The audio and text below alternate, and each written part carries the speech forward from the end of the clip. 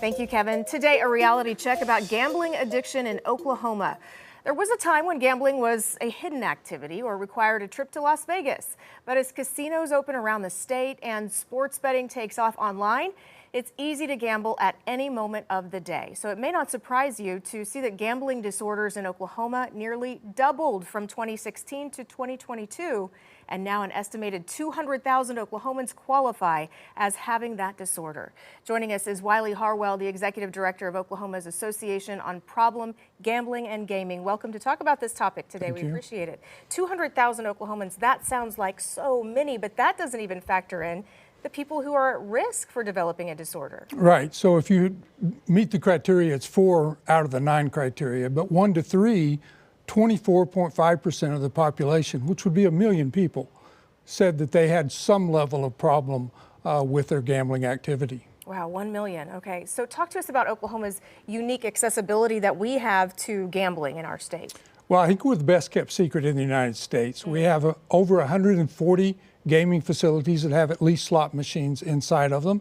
We are first in the nation in number of tribal facilities, second in the nation in number of slot machines in our state. And we're also third in the nation in casino gambling revenue. So it's quite available. The accessibility makes it very easy for anyone that chooses to gamble. And 24th, we saw that we are in the nation for gambling treatment services. Yeah, so we're way down the line, and which makes us second in the nation at risk with number of facilities versus the amount of money available to help people. Only behind Nevada are we the most at-risk state for having problems. And behind Nevada as well for slot machines, which is really shocking when you think about that. So lawmakers they failed to approve sports betting last session.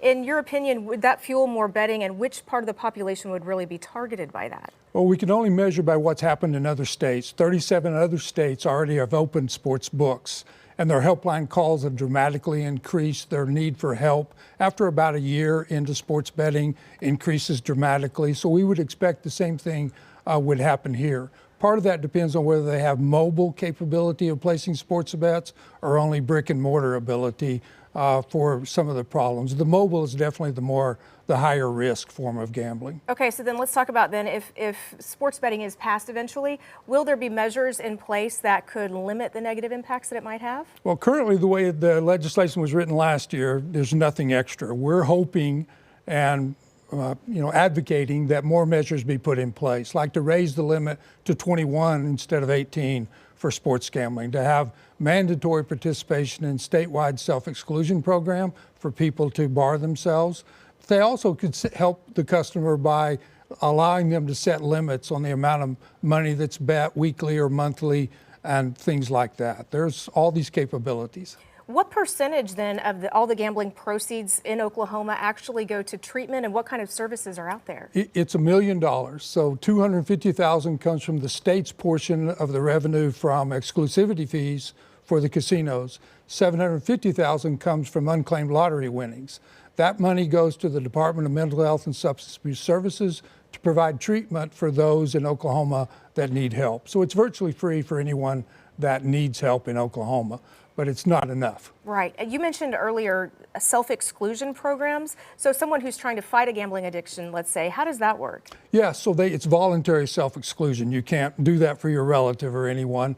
But if a person realizes they're having a problem, they can ban themselves, called voluntary self-exclusion program, for 1, 3, 5, or 10 years from going back to the casino.